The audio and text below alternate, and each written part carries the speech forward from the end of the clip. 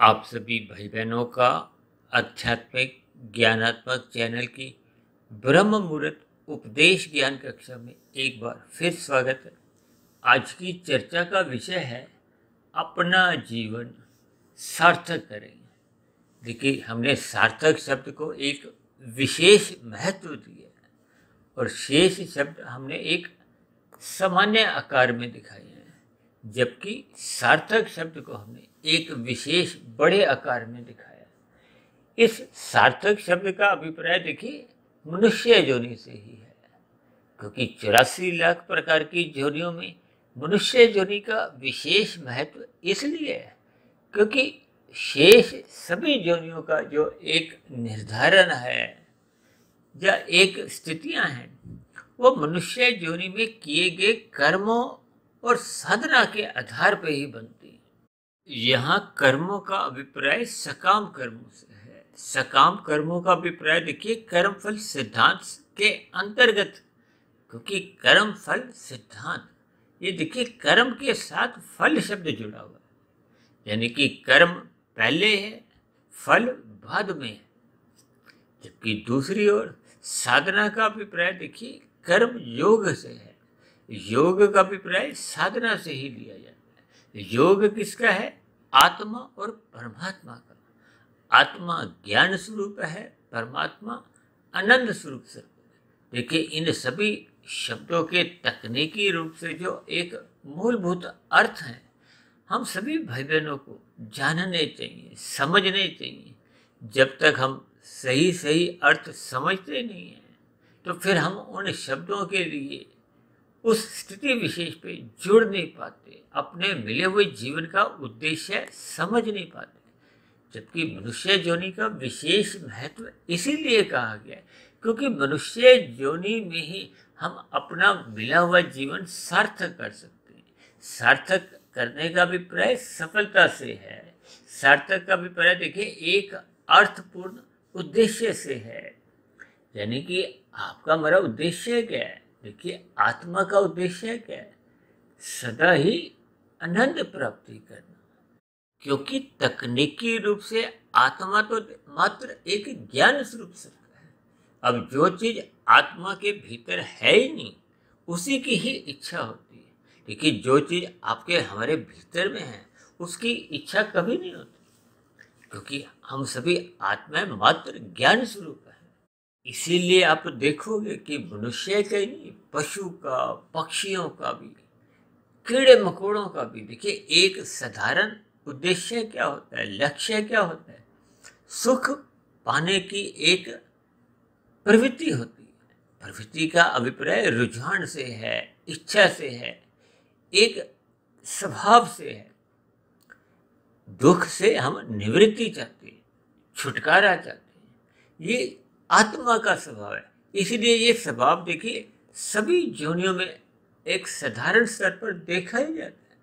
अब जो मनुष्य देखिए सकाम भाव से कर्म करता है, उसका भी उद्देश्य सुख पाने का ही होता है, और सुख भी हम देखिए एक परम सुख चाहते हैं। कोई भी मनुष्य चाहता नहीं कि उस सुख में दुख का लेश मात्र भी मिश्रण हो। जबकि भौतिक माया ये तो जड़ है, और जड़ अपने आप में देखिए एक अंधकारमय मानी जाती है। वो अलग बात है कि देखिए प्रकृति के 3 गुण हैं, इन 3 गुणों का ही विस्तार है जो एक जगत कहलाता है, संसार कहलाता है। ज्ञान के अभाव में देखिए जब आपकी हमारी आत्मा का ज्ञान आवृत हो जाता है, ये आवृत कब होता है? जब हम परमात्मा की सम्मुख ना होकर प्रकृति के, माया के सम्मुख होते हैं। और माया के भी देखिए क्योंकि 3 गुण हैं, इन 3 गुणों के अलग अलग लक्षण हैं। अब तमोगुण का अभिप्राय पदार्थों से है। पदार्थों का अभिप्राय एक निकृष्ट स्थिति से है, क्योंकि पदार्थ तो अपने आप में सभी तामसी हैं। और सबसे बड़ी बात क्या, आपका हमारा शरीर ही तामसी है। जबकि दूसरी ओर इस मानव शरीर को, मनुष्य योनि को ही एक विशेष महत्व देते हुए भगवान श्री कृष्ण जी ने तो गीता में इस स्थूल शरीर को रथ का नाम दिया। देखिए, रथ का नाम दिया तो इस मनुष्य जोड़ी के शरीर की एक विशेष महत्ता है। महत्ता इसलिए है कि ये जो कर्म जोनी है और जो साधना जोनी का एक अवसर है, ये केवल और केवल मनुष्य जोड़ी में ही प्राप्त किया जा सकता है। क्योंकि मैंने अभी बताया ना कि मनुष्य जोनी में किए गए कर्मों के आधार पे ही मनुष्य जोनी के मरने के बाद भी स्थितियां बनती हैं। अब 84 लाख प्रकार की जोनियों में नीचे की जोनियां 80 लाख प्रकार की हैं। 80 लाख प्रकार की जोनियों में देखिए 30 लाख प्रकार की पशु जोनियां हैं, 10 लाख तरह के पक्षी हैं, 11 लाख तरह के कीड़े मकोड़े कीट पतंगे हैं और 9 लाख तरह के एक जलीय जीव हैं जो जल में ही रहते हैं और वनस्पति 20 लाख तरह की। ये मिला के 80 लाख हो जाती है और शेष 4 लाख जोनियों को मनुष्य जोनी या मनुष्य से ऊपर की जोनियों से जोड़ा गया। इसका अभिप्राय क्या है कि मनुष्य से ऊपर की जोनियां हैं 3,99,999। अब इनमें महत्व केवल मनुष्य जोनी का है और मनुष्य जोनी को ही हम अपने मिले हुए जीवन में, यानी कि जो एक आपके बड़े स्थूल शरीर की एक आयु है, उस मिली हुई आयु का हम सदुपयोग करें। जबकि एक साधारण मनुष्य देखिए इस मिली हुई आयु का या अपने मिली हुई कर्म करने की जो एक स्वतंत्रता का वो दुरुपयोग करता है। दुरुपयोग करने का अभिप्राय क्या है? क्योंकि जब प्रकृति के 3 गुण बताए गए हैं, तमोगुण, रजोगुण और सतोगुण, और इन 3 गुणों के अलग अलग लक्षण हैं और इनको क्रमबद्ध तरीके से देखिए सापेक्ष दृष्टिकोण से तमोगुण से ही अच्छा गुण रजोगुण कहा गया है और रजोगुण से भी अच्छा गुण सतोगुण कहा गया है। इसी आधार पे ही अब सतोगुण से भी अच्छा गुण किसको कहते हैं? विशुद्ध सतोगुण, जो कि मायातीत होने पे ही संभव है। देखिए, इन सभी स्थितियों को आपको भाई ज्ञान पूर्वक समझना होगा। जब तक हम अपने मिले हुए जीवन को सार्थक नहीं करते, मैंने कहा ना, सार्थक करने का अभिप्राय जीतने से है, सफल होने से है। और सफल होने का अभिप्राय क्या है कि यदि हम मनुष्य योनि में साधना करते करते परमात्मा को पा लेते हैं, जब परमात्मा की नजदीकियां प्राप्त कर लेते हैं, देखिए जब हम जन्म मरण के बंधन से मुक्त हो जाते हैं, तो इसका अभिप्राय यह है कि आपका हमारा जो एक कारण शरीर है, देखिए 3 शरीर है, स्थूल शरीर, सूक्ष्म शरीर और कारण शरीर। इन सभी स्थितियों पर देखिए हम पिछले 4 वर्षों से अधिक समय से जो हमने लगभग 1600 के आसपास वीडियो बनाई है, इन सभी वीडियो में आपके हमारे जो एक सामान्य चर्चाएं होती हैं वो इन 3 तत्वों के आधार पर ही होती है। जितने भी शास्त्र हैं मूलभूत रूप से तो देखिए वेद हैं, वेदों से ही उपनिषद, पुराण और ये जो गीता एक शास्त्र है जो कि भगवान श्री कृष्ण जी का एक उपदेश शास्त्र है, जो कि अभी लगभग 5000 वर्ष पूर्व ही ये जो द्वापर युग की जो समाप्ति हुई थी, कौरवों पांडवों का एक युद्ध हुआ था, उस युद्ध में ही अर्जुन को माध्यम बनाते हुए हम सभी भाई बहनों के लिए एक ज्ञान उपदेश दिया था, ताकि हम अपने मिले हुए जीवन में सफल हों। आपका हमारा मिला हुआ जीवन एक सफल हो का अभिप्राय सार्थक हो। सार्थक का अभिप्राय हम बार बार कह चुके हैं ना कि आपका हमारा जीवन यूं ही बेकार नहीं जाए। देखिए, एक शब्द है सार्थक और दूसरा शब्द है निरर्थक। अब निरर्थक का अभिप्राय देखिए राजसी और तामसी स्थितियों से लिया जा सकता है और सार्थक का अभिप्राय सात्विक स्थिति से या एक विशुद्ध सत्वगुण से लिया जाता है।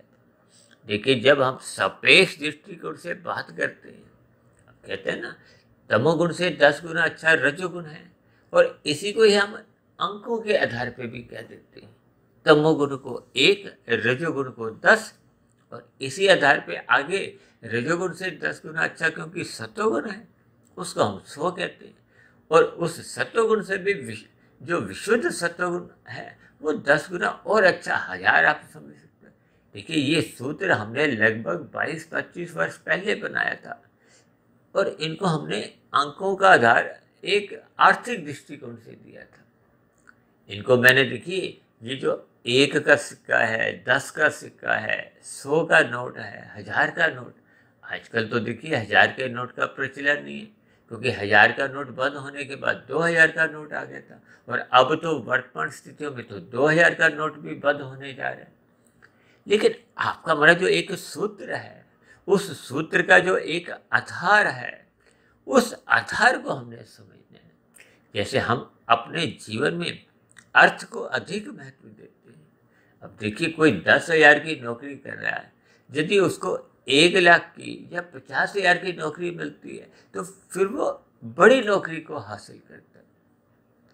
ठीक इसी तरह हम अपने जीवन में ये जो सुखों की एक स्थितियां हैं, इन सुखों में देखिए जो एक परम सुख है वो तो आनंद की स्थिति है और आनंद इस भौतिक प्रकृति में है ही नहीं।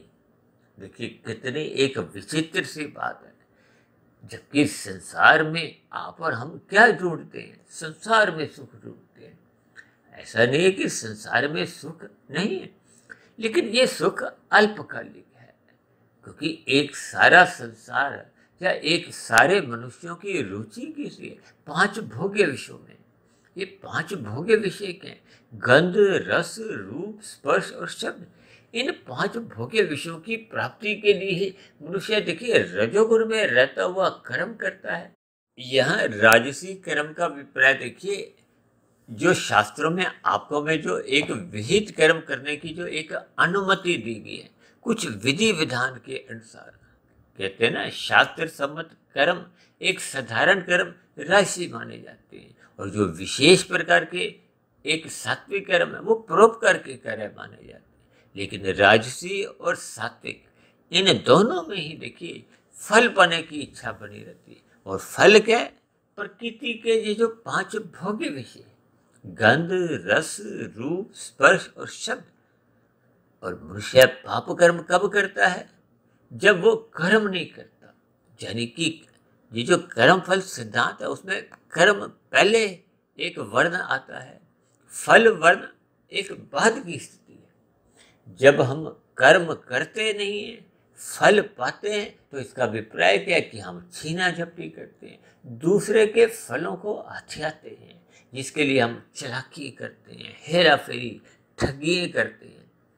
देखिए कानून व्यवस्था में जिस राज्य में, समाज में, देश में हम रहते हैं, वहाँ कुछ कानून कायदे बने होते हैं। देखिए सभी स्थितियों में कुछ ना कुछ नियम को हो, कानून को, एक व्यवस्था को चलाने के लिए बने रहते हैं। इन्हीं नियमों को ही शास्त्रों में देखिए एक धर्म के साथ जोड़ा है। कहते हैं ना 4 पुरुषार्थ हैं, धर्म, अर्थ, काम, मोक्ष। और मैं तो देखिए मोक्ष को पुरुषार्थ ना समझकर एक जीवन का लक्ष्य समझता हूँ, क्योंकि हम सभी भाई बहन देखिए मोक्ष क्यों चाहते हैं?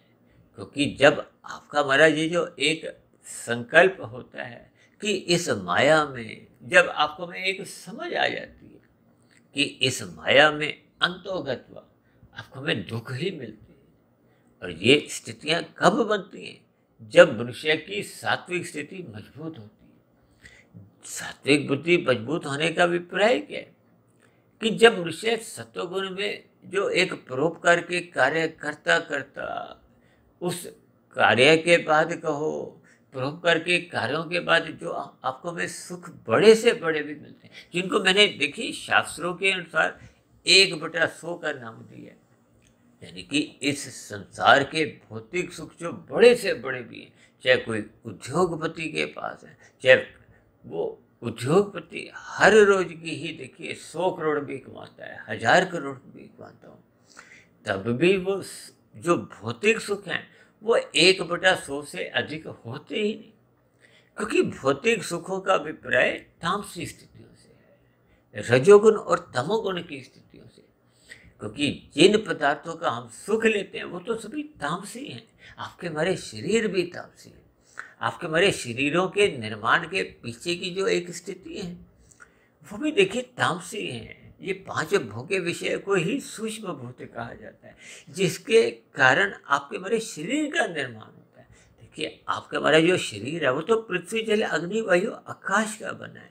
पृथ्वी का जो एक सूक्ष्म भूत है वो तो देखिए गंध है, जल का सूक्ष्म भूत रस है, अग्नि का सूक्ष्म भूत रूप है, वायु का सूक्ष्म भूत स्पर्श है, और इसी तरह आकाश का जो सूक्ष्म भूत है उसको शब्द कहा गया है। इन पांच भोग्य विषयों का ही सुख भोगने के लिए जो स्थूल शरीर की जो पांच ज्ञानेंद्रिय हैं, नाक जीवा आंख त्वचा कान, इनको गोलक कहा गया। अब मनुष्य इन पांच भोग्य विषयों का जो सुख भोगना चाहता है वो स्थूल शरीर के स्तर पर। देखिए, मानसिक स्तर पर यदि हम विषय भोगों का सुख भोगते हैं तो उस सुख में आपकी बड़ी एक तृप्ति नहीं होती। देखिए, मानसिक सुखों के लिए तो आपको हमें कोई धन की भी जरूरत नहीं, ये तो एक मानसिक स्थिति, और मानसिक स्थितियों का आपका हमारा कोई एक विशेष महत्व भोग दृष्टिकोण से नहीं है। देखिए, साधना दृष्टिकोण से तो आपका हमारा जो एक विशेष महत्व है वो मन के स्तर पर होता है। कहते हैं ना, मन ही बंधन का कारण है, मन ही मोक्ष का कारण है। देखिए, इन शब्दों के एक अर्थ ध्यान से आप समझो। देखिए, जब जब हम मानसिक रूप से कोई भोग करते हैं, हालांकि उस भोग में आपकी हमारी तृप्ति नहीं होती। क्यों नहीं होती? क्योंकि भोग जो विषय वो स्थूल शरीर के स्तर पर है, जबकि साधना का अभिप्राय मन से है। ये अलग बात है कि देखिए, इसका जो एक आरंभिक स्थिति है साधना की, जैसे हम स्थूल शरीर के आधार पर कर्मकांड करते हैं, ये स्थूल शरीर के आधार पे जब हम सत्संग भी करते हैं, अभी मन लगा नहीं होता, तो ये एक साधारण स्थितियां होती हैं। कहते हैं ना, पहले स्थूल शरीर को राजी करवाना होता है, फिर धीरे धीरे मन को राजी करवाना होता है। क्योंकि आरंभिक स्थितियों में तो देखिए, स्थूल शरीर को तो लोभ से भय से हम राजी करवा लेते हैं, मान जाता है, उसको हम जोर जबरदस्ती से भी एक सत्संग में बैठा लेते हैं। ये सभी स्थितियां एक भावार्थ रूप में, कहते हैं ना, कर्म कांड ज्ञान पूर्वक करो, लेकिन जब मनुष्य कर्म कांडों को लोभ से या भय से करता है तो ये स्थितियों में कोई विशेष आपके हमारे जीवन में अंतःकरण में एक सार्थक स्थितियां बन नहीं पाती। यहाँ सार्थक स्थितियों का अभिप्राय कि मन उस आध्यात्मिक साधना की ओर लग नहीं पाता। इसीलिए तो बार बार कहते हैं श्रद्धापूर्वक सत्संग करो, क्योंकि श्रद्धापूर्वक सत्संग होने से ही फिर उस पर चिंतन होता है। चिंतन एक मनन, ये एक मानसिक स्थिति है, यानी कि सूक्ष्म शरीर के स्तर पर एक शुभ संस्कार बनने आरंभ होते हैं, और यही शुभ संस्कार बनते बनते बनते बनते जब कारण शरीर में अपना स्थान बनाते हैं, तो फिर कारण शरीर में जैसी जैसी स्थितियां बन जाती हैं उसका प्रभाव आत्मा पे पड़ता है। देखिए, इन सभी स्थितियों को थोड़ा ध्यान से गंभीर होकर समझिए। आत्मा ज्ञान स्वरूप है, आत्मा का एक परमात्मा से सजातीय संबंध, और लेकिन ये सजातीय संबंध तभी संभव हो पाता है जब आत्मा के ऊपर किसी भी प्रकार का कोई आवरण नहीं हो, आत्मा अपनी मूल स्थिति में हो। देखिए, आत्मा का कभी भी किसी भी अंश में इस माया में कोई एक रुचि नहीं है। माया में रुचि तो तब बनती है जब हम अज्ञानता में आ जाते हैं, और अज्ञानता में हम कब आते हैं? जब हम परमात्मा से विमुख हो जाते हैं। देखिए, ये शब्द अपने आप में ही कभी समझ में आ जाते हैं, कभी समझ में नहीं भी आते, तो ये एक पहेली बन जाती है। देखिए, इन सभी स्थितियों के एक सूक्ष्म अर्थ आपको भी समझने होंगे। अब जैसे सूर्य के प्रकाश के सामने देखिए, पृथ्वी का जो हिस्सा सामने आता है उसी पे ही तो उजाला होता है, यानी कि दिन की स्थितियां उस स्थिति विशेष में, यानी कि आधे भूखंड पर पृथ्वी पे जब दिन की स्थितियां होती हैं तो इसका अभिप्राय क्या है कि वो आधा हिस्सा सूर्य के सम्मुख है, और जो उससे सम्मुख नहीं है, विमुख है, वहाँ अंधकार की स्थितियाँ होती हैं। अंधकार को ही अज्ञानता से जोड़ा गया, क्योंकि ये साधारण सी बात है, लेकिन यही साधारण सी बात मनुष्य को आध्यात्मिक दृष्टिकोण से समझ नहीं आती। अब देखिए ना, मैंने अभी समझाया था ना, तकनीकी रूप से आत्मा ज्ञान स्वरूप है। तकनीकी रूप से ज्ञान स्वरूप का अभिप्राय, ये जो ज्ञान है ये समाप्त नहीं होता। कहते हैं ना, आत्मा का जन्म मरण नहीं। देखिए, ये भावार्थ है। परमात्मा आनंद स्वरूप है। आनंद का अभिप्राय, आनंद में ज्ञान बना रहता है। अब परमात्मा के लिए सच्चिदानंद शब्द बार बार कहा गया शास्त्रों में। हमने भी उस सच्चिदानंद पर कितनी ही बार चर्चाएं की। देखिए, सच्चिदानंद शब्द का जब आप एक संधि विच्छेद करते हो तो सत्य चित आनंद आता है। अब आनंद में देखिए चित्त भी रहता है और चित्त सदा नित्य बना रहता है। जैसे आत्मा है, ये सत्य चित्त कहलाती है। देखिए, आत्मा का कोई जन्म मरण नहीं। ये तीन तत्व देखिए अनादि काल से एक प्रवाह में चल रही है। प्रवाह का अभिप्राय है जिसका कोई कारण नहीं है। और जबकि ये संसार है, जिस संसार में आप और हम रहते हैं, जहाँ आपके हमारे शरीर रहते हैं, ये एक कारण के फलस्वरूप है। यानी कि ये जो तीन गुण इसके कारण है। इस ब्रह्मांड को 24 तत्वों का कहा गया। 24 तत्वों का जो एक आधार है वो प्रकृति के तीन गुण हैं। और हम तो इन तीन गुणों पर और इन तीन गुणों से ही आपके हमारे जो तीन शरीर हैं, स्थूल शरीर, सूक्ष्म शरीर और कारण शरीर, इन पर चर्चाएं करते रहते हैं। हम अक्सर कहते हैं ना कि कारण शरीर सदा शुद्ध करो। कारण शरीर में तो आपका हमारा कर्माशय रहता है, संस्कार रहते हैं। कर्माशय के आधार पे ही नई नई जोनियाँ मिलती हैं। कि सब स्थितियों का कुछ ना कुछ एक आधार है।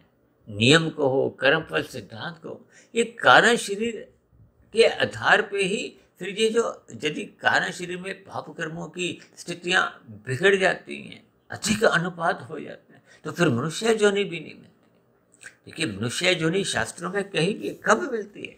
जब सज्जित कर्मों में पाप और पुण्य कर्मों की कम से कम तुल्यता होती है, जब पुण्य कर्मों की अधिकता होती है।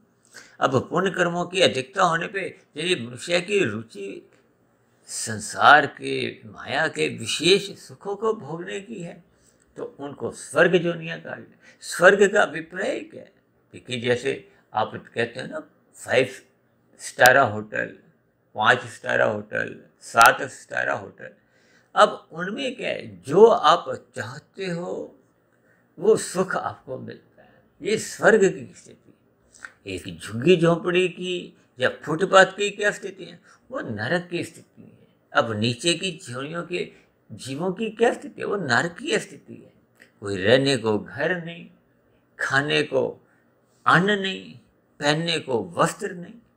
इन सभी स्थितियों को आप ज्ञानपूर्वक समझो। देखिए, ये स्वर्ग नरक की स्थितियों पर भी हमने अलग अलग कई बार इस पर चर्चाएं की हैं, क्योंकि कुछ शब्द मनुष्य को भ्रम की स्थितियों में डाल देते हैं। और जब मनुष्य भ्रम में आ जाता है, अंधविश्वासों से घिर जाता है, तो फिर मनुष्य के जीवन का जो एक उद्देश्य है परमात्मा को पाने का, वो बन नहीं पाता। कहते हैं ना, जब तक हम अपनी आत्मा को मूल ज्ञान की स्थिति में एक लाते नहीं, और ये मूल ज्ञान की स्थिति का अभिप्राय, ये जो आवरण आपके हमारी आत्मा पर आ चुका है, वो माया के सम्मुख होने के कारण है। और माया के सम्मुख होने का कारण क्या है? ये जो तमोगुण रजोगुण की स्थिति है। क्योंकि सतोगुण को तो देखिए मुक्तिदायक गुण कहा गया है। ये जो रजोगुण और तमोगुण की स्थितियां हैं, देखिए तमोगुण की स्थितियों का अभिप्राय विशेष प्रकार की, ये रजोगुण की ही स्थितियों का एक परिणाम है।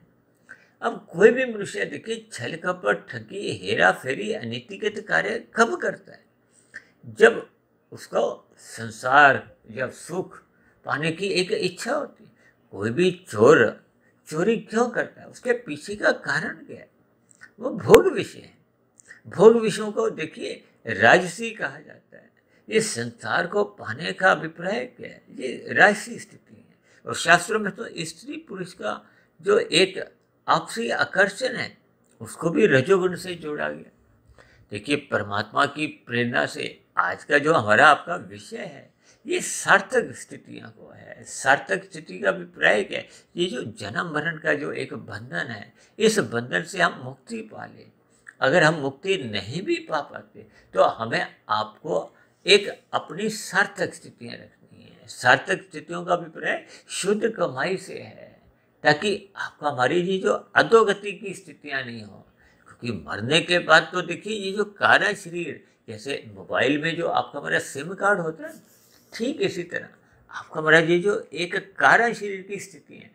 आप भाई बहनों को हो सकता है ध्यान हो कि हमने लगभग 3 वर्ष पहले एक 3 घंटे की ही एक वीडियो बनाई थी, मनुष्य के मरने के बाद का अगला जन्म, जिसका आधार ही देखिए कार्य शरीर है। कहते हैं ना, ये 84 लाख प्रकार की योनियां, ये तो एक कार्य है। मनुष्य योनि भी एक कार्य है, पशु योनि भी एक कार्य है। और कार्य के पीछे का कारण क्या है? यह है आपका हमारा कारण शरीर। इसलिए तो उसका नाम ही देखिए कारण शरीर है। अक्सर आपके हमारे स्थूल शरीर पे जब जब कोई रोग उत्पन्न होता है, चाहे वो खांसी जुकाम हो, बुखार हो, उसके पीछे का कोई कारण अंदर भीतर होता है, जिसको डॉक्टर एक निरीक्षण द्वारा पता करता है। ये जो लेबोरेटरी में भी कितने ही प्रकार के जो हम निरीक्षण करवाते हैं, उसका उद्देश्य क्या है? वो कारण ढूंढते हैं। किस कारण से? आप कहते हैं ना, कैंसर का जो एक रोग है, उसके भीतर का कारण वो भीतर में है। यानी कि उस भीतर की जो एक स्थिति को जब वो इलाज करते करते दूर करते हैं, तभी तो देखिए वो कैंसर का रोग दूर होता है। अब किसी को हार्ट अटैक होता है, तो फिर वो जो हार्ट अटैक क्यों होता है? हृदय गति कब रुकती है? जब अंदर किसी भी तरह वो सांस लेने वाली नली में रुकावट आ जाती है। उस रुकावट को जब दूर कर दिया जाता है, अब दूर करने का अभिप्राय क्या है? कि उस कारण में एक सुधार लाया जाता है। अब उसको स्टेंट कहो, सर्जरी कहो, किसी भी, देखिए मैं एक तकनीकी रूप से आपको एक बातें समझा रहा हूँ, ताकि आपको शास्त्रों की तकनीकी बातें, सैद्धांतिक बातें समझ में आ जाए। अक्सर एक साधारण मनुष्य देखिए धर्म को सही सही समझता नहीं। अक्सर हम धर्म को देखिए कुछ अलग संप्रदाय से जोड़ देते हैं, जबकि आपका हमारा धर्म क्या है? धर्म का अभिप्राय यहाँ आत्मा का धर्म क्या है? परमात्मा की ओर सम्मुख, वो उसका स्वभाव है। धर्म का अभिप्राय एक ऐसा स्वभाव जो बदलता नहीं है। अब इंसान में देखिए, इंसानियत होना उसका एक धर्म है जो कभी भी छूटता नहीं है। इसी तरह जैसे अग्नि का एक धर्म है कि वो जलाने का है, प्रकाश करने का है। जल का धर्म क्या है? शीतलता। इन सभी स्थितियों को मनुष्य ज्ञानपूर्वक जब तक समझता नहीं, तो उसके जीवन में कोई एक जीतने की स्थितियां को, सफलता की स्थितियां को हो, या जीवन की जो एक सार्थक स्थिति है, आपके हमारे जीवन का उद्देश्य क्या है? आनंद प्राप्ति करना। और ये आनंद तो देखिए इस भौतिक जगत में है ही नहीं। मैंने अभी समझाया ना, ये जो भौतिक सुख, बड़े से बड़ा भी, जो बड़े से बड़ा उद्योगपति हो, प्रधानमंत्री हो, एक फिल्मी जगत का सुपरस्टार हो, खेल जगत का एक नामी गिनामी खिलाड़ी हो, इन सभी के पास भी देखिए 1% से अधिक सुख संभव ही नहीं है। आपके मेरे स्थूल शरीर की देखिए अलग अलग स्थिति है।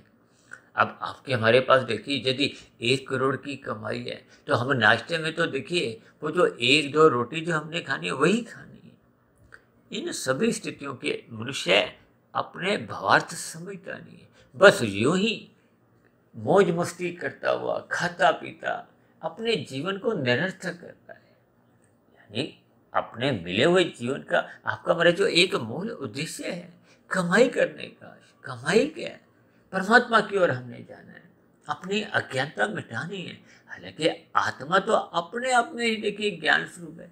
आत्मा के ज्ञान को देखिए समाप्त नहीं होता, लेकिन वो जैसे सूर्य के आगे काले बादल आ जाते हैं, तो फिर वो अस्थायी रूप से उसका जो एक प्रकाश है वो रुक जाता है। लेकिन ये अस्थायी स्थितियां देखिए लाखों करोड़ों अरबों ये जूनियों तक तब तक बनी रहती है जब तक हम सत्संग नहीं करते। और सत्संग का अभिप्राय देखिए मनुष्य जोनि से है। मनुष्य योनि पाकर यदि हम सत्वगुण का संग नहीं करते, सत्संग का विपर्य सत्वगुण का संग है। सत्वगुण का संग का विशेष अर्थ देखिए, मैं तो ब्रह्म मुहूर्त से लेता हूँ, क्योंकि ब्रह्म मुहूर्त की जो एक स्थिति है वो सूर्य निकलने से पूर्व की जो एक 2 घंटे 40 मिनट की स्थिति है। और इस स्थिति को हम जितना अधिक बड़ा करते हैं, क्योंकि हम जल्दी उठ जाते हैं, तो ये 2 घंटे 40 मिनट ना रखे, हम इसको 3 घंटे कर सकते हैं, 4 घंटे कर सकते हैं, 5 घंटे कर सकते हैं। और साधना करते करते जब आपका हमारा जो एक दिन की भी स्थिति है, यदि हम परमात्मा की स्मृति में ही अपना जीवन बिताते हैं, तो फिर आपका हमारा ये जो ब्रह्म मुहूर्त का एक समय बढ़ता जाता है। देखिए, ये एक सूक्ष्म ज्ञान की स्थिति है। जैसे जैसे मनुष्य अपने योग की स्थितियों को मजबूत करता है, देखिए तमोगुण से 10 गुना अच्छा रजोगुण है, यानी कि हम छीना झपटी करके प्रकृति के भोगों को मत भोगे, कर्म करके भोगे, वो रजोगुण की स्थिति है। और यदि हम प्रकृति के भोगों को भोगना चाहते हैं तो सात्विक स्थिति बनाए। इसका अभिप्राय क्या है? सत्वगुण में रहना। हम पुरुषार्थ करें, मेहनत करें, पहले अन्य मनुष्यों को खिलाएं, अन्य जीव जंतुओं को एक परोपकार के कार्य करें, फिर खुद खाएं, तो आपको देखिए कुछ और अधिक खुशी होती है। और उससे भी अधिक खुशी कब होती है? जब आपको हमें ज्ञान में स्थितियां बनती हैं। जैसे भगवान श्री कृष्ण जी कहते हैं ना, निष्काम भाव से कर्म करो, इन 3 गुणों से बंधो ही मत। इसी निष्काम कर्म को ही गीता में कर्म योग का नाम दिया है। अब देखिए ना, कर्म के साथ फल हट गया, यानी कि अब हमारा फल पे कोई इच्छा ही नहीं है। किस पे इच्छा है? योग की, परमात्मा को पाने की। और परमात्मा तो देखिए आनंद स्वरूप सत्ता है। आनंद में देखिए चित्त भी रहता है, चित्त सदा नित्य बना रहता है। इसलिए तो आत्मा को देखिए सत्य चित्त कहा गया। जबकि माया के 3 गुण, ये तो एक सत्य स्थिति है। और इस सत्य स्थिति में भी देखिए केवल इन 3 गुणों को सत्य कहा। देखिए, सच्चिदानंद शब्द में ही सारे शास्त्रों का एक मूलभूत ज्ञान आ जाता है। सत्य चित्त आनंद, यानी कि सत्य में, यानी कि इन 3 गुणों में देखिए चित्त नहीं है, इसलिए तो उनको जड़ कहा गया है। जड़ में कोई अपनी इच्छा शक्ति नहीं होती।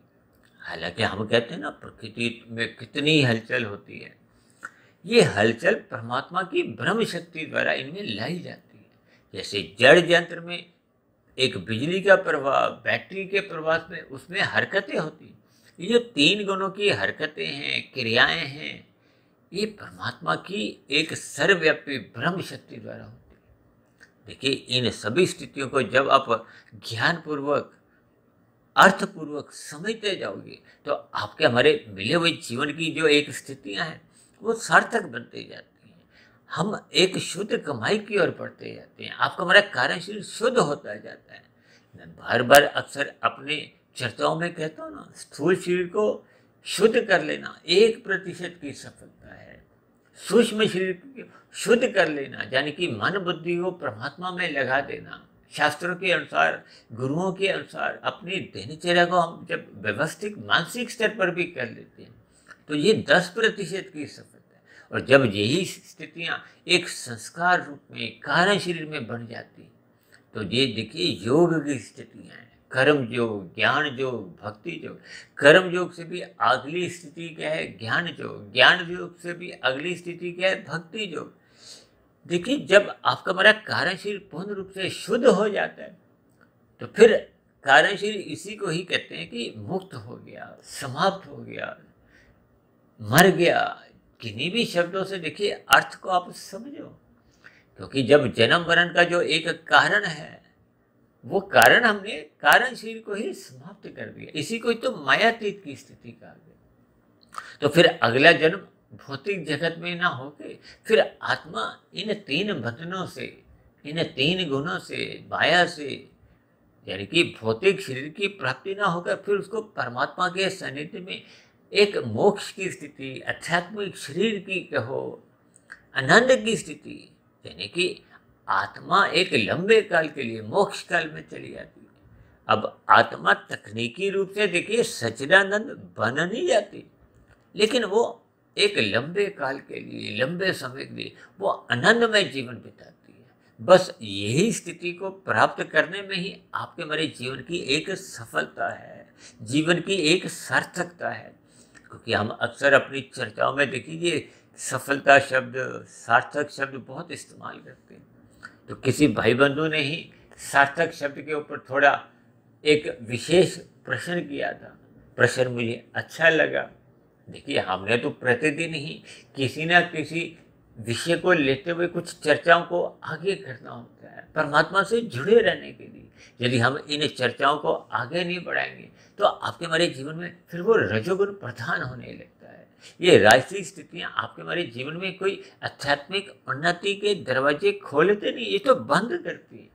देखिए, इन सभी स्थितियों को आपको मैं ज्ञानपूर्वक समझना होगा। जब जब रजोगुण बिगड़ने लगता है, और ये बिगड़ता है, देखिए जब हम भोगों को, संसार को रसपूर्वक भोगते हैं, तो ये रसपूर्वक भोगने में ही आपके मरी एक ज्ञान की स्थितियां कमजोर होने लगती हैं, सतोगुण कमजोर होने लगता है, परमात्मा की विमुखता बनने लगती है, हम अज्ञानता में आ जाते हैं। और कब मनुष्य रजोगुण से फिर तमोगुण में गिर जाता है और अपना कर्माशय बिगाड़ता हुआ, अपने संस्कार बिगाड़ता हुआ, यानी कि अपने जीवन को एक पशु वृत्तियों में लिप्त कर देता है। अपने मिले हुए जीवन की जो एक सार्थकता की स्थितियां तो दूर की बात, वो अपने जीवन के उद्देश्य को भूलकर इस माया में ही रहते हुए अपने जीवन को निरर्थक कर देता है, यानी कि अपनी स्थितियां बिगाड़ लेता है।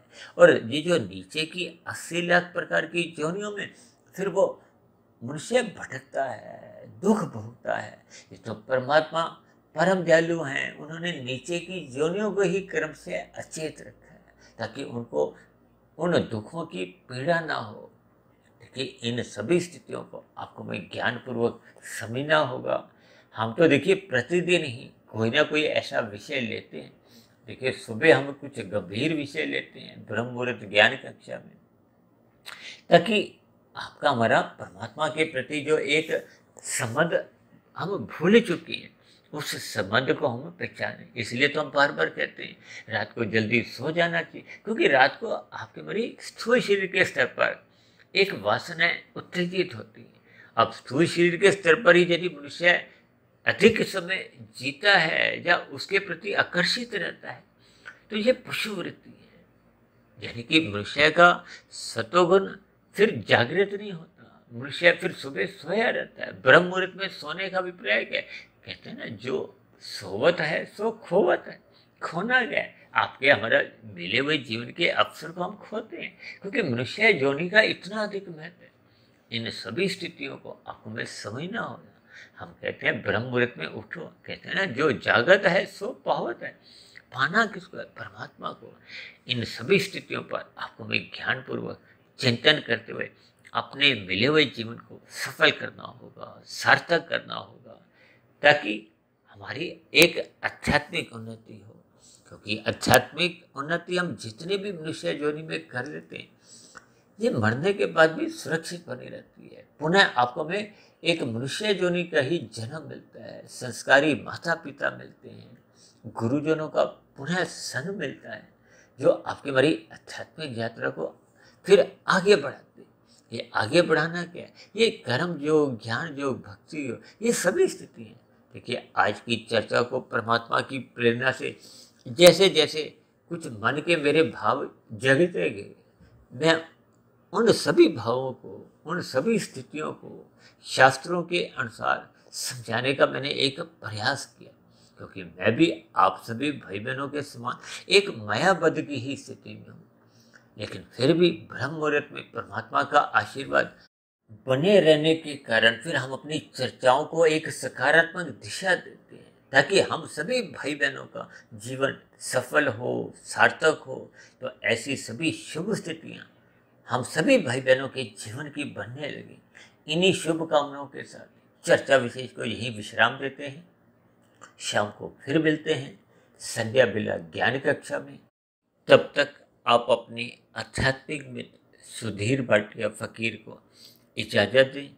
फिर भी चर्चा संबंधित आपके मन में जो भी प्रश्न उठ रहे हों, या मेरी कही गई बातों पर आपको किसी प्रकार की कोई आपत्ति नजर आ रही हो, तो नीचे दिए गए कमेंट्स बॉक्स पर आपके प्रश्नों का, आपके सुझावों का और आपकी यथाकथित कुछ एक आपत्तियों का यानी शिकायतों का भी सदा ही स्वागत है। और मेरी ये बनी हुई वीडियो आपका जीवन में आध्यात्मिक उन्नति के दरवाजे खोलने लगी हो, परमात्मा की प्रीति करवाने में सहायक बन रही हो, आपके कर्मों में सुधार आने लगा हो, तो मेरी आप सभी भाई बहनों से विनती है कि इन सात्विक वीडियो को आप अधिक से अधिक भाई बहनों में शेयर करें, ताकि समाज में सतोगुणी वातावरण का विस्तार हो। उस सतोगुणी वातावरण में हम सभी भाई बहनों को ही नहीं, प्रकृति के अन्य सभी जीव जंतुओं का भी सुखमय जीवन बीते। और चर्चा विषय को यही विश्राम देते हैं। आप सभी भाई बहनों का भी चर्चा विशेष को ध्यानपूर्वक सुनने के लिए बहुत बहुत धन्यवाद।